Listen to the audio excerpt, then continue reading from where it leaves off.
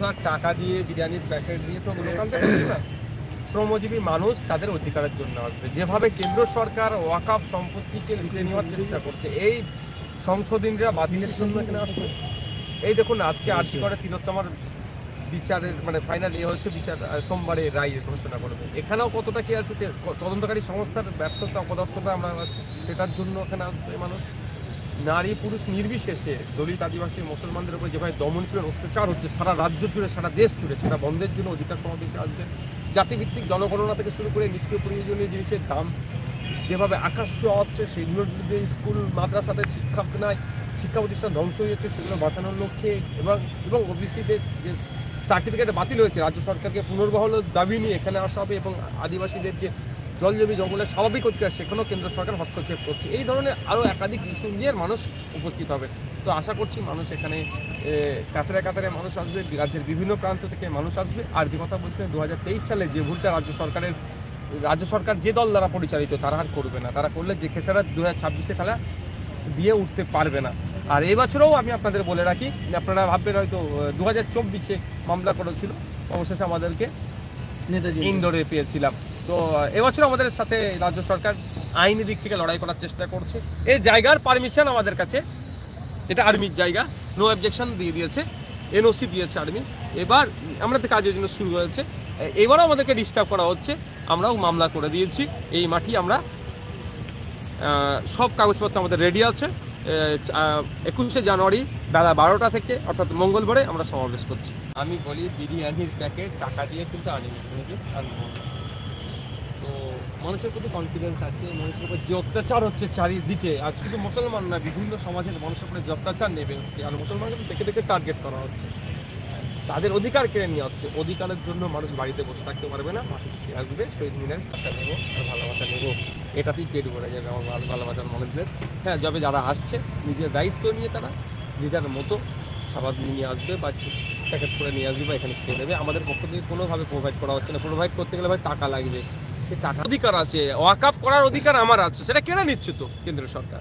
ওয়াকফ অ্যামেন্ডমেন্টের বলা হচ্ছে 5 বছর প্র্যাকটিসিং ইসলাম হতে হবে, তাহলে আপনি ওয়াকফ করতে পারবেন। মানে আপনি প্র্যাকটিসিং আর নন প্র্যাকটিসিং ইসলামের মধ্যে আছেন, এটা কে ডিসাইড করবে বলুন না? কে? ডিস্ট্রিক্ট কালেক্টর করবে?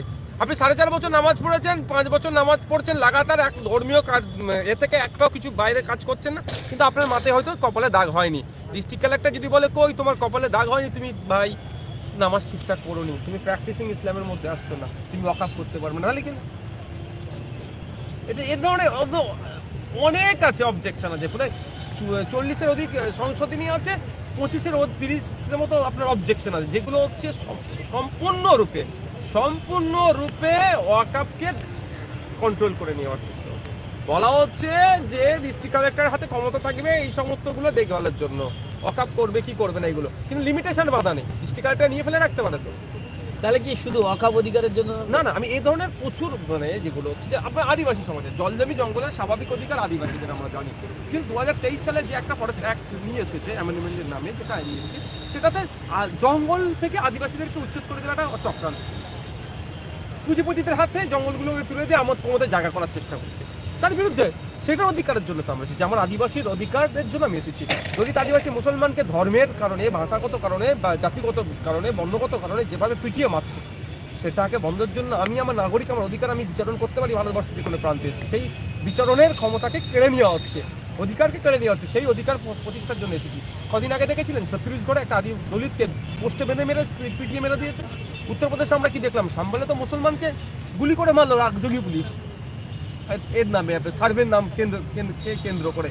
আর কি দেখলাম, একজন দলিত ভাই বাইক চালিয়ে ওভারটেক করে চলে গিয়েছে একজন উচ্চবর্ণকে, বা যা কাউকে ওভারটেক করে গেছে, সেই দলিত ভাইটার উপরে কি আক্রমণ চালানো? এই তার অধিকার সে পাচ্ছে না, সে অধিকার প্রতিষ্ঠার জন্য, জাতিভিত্তিক জনগণনার জন্য বলছি। অত ভালোবাসে বিজেপি হিন্দুদেরকে, তৃণমূল মুসলমানদেরকে খুব ভালোবাসে, বলছে না এরা বিজেপি হিন্দুকে ভালোবাসে না, বিজেপি তৃণমূল মুসলমানকে ভালোবাসে, কেউ ভালোবাসে না, শুধু টাকাকে এরা ভালোবাসে। চাকরি কটা দিয়েছো? জাতিভিত্তিক জনগণনা হলেই তো ধরা পড়বে। 2014-15-তে লাস্ট রাজ্য সরকার স্টাফ সেন্সাস করেছে, স্টাফ সেন্সাস করলে তো ধরা পড়বে। আর সাবির আহমেদ দা, যিনি আরটিআই অ্যাক্টিভিস্ট, তাকে কেন ডেটা দিতে চাইছে না? যখনে ওই হসপিটালে কতজন স্টাফ আছে, কোন ক্যাটাগরি স্টাফ আছে, তাদের সামাজিক পরিচয় কি, তাদের ধর্মীয় পরিচয় কি, এটা রাইট আছে জানা। এটা জানলি তো দুধকে দুধ পানিকে পানি হয়ে যাবে। তুমি মুসলমানদের হয়ে মাসিয়া আসছো আর মুসলমানদেরকে চাকরি দিচ্ছ না, তুমি হিন্দুকে বাঁচাতে এসছো আর হিন্দুকে চাকরি না দিয়ে টাকা দিয়ে চাকরি বিক্রি করছো, ধরা পড়ে যাবে তো। জাতিভিত্তিক জনগণনা যেটা করছে না, তো জাতিভিত্তিক জনগণনার জন্য আমরা এখানে ডাকছি। আমাদের বক্তব্য যার যত সংখ্যা বাড়ি তার তত ভাগিদারি বাবা সাহেব আম্বেদকর, ওই বক্তব্যকে আমরা, আমার বক্তব্য নয়, বাবা সাহেব আম্বেদকরের ওই বাণীটাকে আমরা এগিয়ে নিয়ে যেতে চাইছি। পশ্চিমবাংলায় নয় ভারতবর্ষে পিছিয়ে বর্গের হিন্দুর সংখ্যা একটা হেভি অংশ। পশ্চিমবাংলা যদি আসি প্রায় 40% ওপরে পিছিয়ে বর্গের হিন্দু, তাহলে 100টা সরকারি চাকরি করলে 40টা হিন্দু পিছিয়ে বর্গের হিন্দুকে চাকরি দিতে হবে। পশ্চিমবাংলা সেটা কিন্তু পাচ্ছে না। পশ্চিমবাংলায় 100টা মানুষ থাকলে 27টা মানুষ মুসলমান, তাহলে 27টা মানুষ 100টা সরকারি চাকরিতে 27টা মুসলমান হওয়া দরকার। স্বাভাবিকভাবে যার যত সংখ্যা বাড়ি তার তত ভাগিদারি। পশ্চিমবাংলায় 100টা মানুষ থাকলে যদি 10% যদি আদিবাসী থাকে, তাহলে 100টা চাকরি সরকারি হলে 10টা আদিবাসীকে দিতে হবে। এইরকমভাবে হওয়া দরকার। কিন্তু এটা হচ্ছে কোথায়? ফেক ST/SC সার্টিফিকেট বানিয়ে দলিত আদিবাসী কোটায় চাকরি করে নিচ্ছে, অধিকার হরণ হচ্ছে না। সেই তার অধিকার ফিরিয়ে নেওয়ার জন্য এই সমাবেশ আমরা করেছি। অধিকার সমাবেশে এই শহীদ মিনারের মাঠে অধিকার সমাবেশ থেকে বিশেষ কি চমক থাকবে? কিছুই সময় থাকবে না, আপনি আমি থাকবো, মানুষ থাকবে, ভালোবাসা থাকবে। অনেকে প্রশ্ন করছেন বা জানতে চাইছেন যে আপনার দলের পৃষ্ঠপোষক প্রধান তিনি আপনার হাতে দলের দায়িত্ব তুলে দিয়েছিলেন, আব্বাস সিদ্দিকী থাকছেন, উনি কোন জায়গায় নাই? উনি সব জায়গাতেই আছে। উনি কোন জায়গাতে নাই সেটা বলুন, সব জায়গাতে উনি আছে।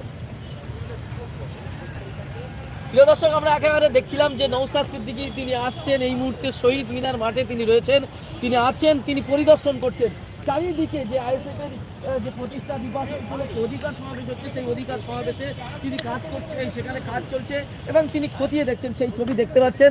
এবং একেবারে আগামী 21শে জানুয়ারি, সেই 21শে জানুয়ারি ঐতিহাসিক সমাবেশ, সেই সমাবেশ অধিকার সমাবেশে কিন্তু একেবারে প্রস্তুতির চারিদিক দিয়ে প্রতিদিন তিনি আসছেন, খতিয়ে দেখছেন। আজকে আমরা এসে দেখতে পাচ্ছি যে নওশাদ সিদ্দিকী তিনি নিজে পরিদর্শন করছেন, তিনি মানুষকে দেখাচ্ছেন, তিনি যারা কাজ করছেন তাদেরকে বলছেন কিভাবে কাজ করতে হবে, কিভাবে কি করতে হবে, সেইগুলো দেখাচ্ছেন এবং তিনি সমস্ত কিছু নিজে একেবারে সরজ জমিনে হাজির থেকে তিনি খতিয়ে দেখছেন এবং তিনি তাদেরকে জানাচ্ছেন বারবার আর কিভাবে কাজ করতে হবে সেই না সেগুলো কিন্তু তারা বারবার জানাচ্ছেন। দুই দর্শক, আজকের এখানে শেষ করছি, দেখা হচ্ছে অন্য কোনো বিষয়টা। ততক্ষণ ভালো থাকবেন, সুস্থ থাকবেন, ধন্যবাদ।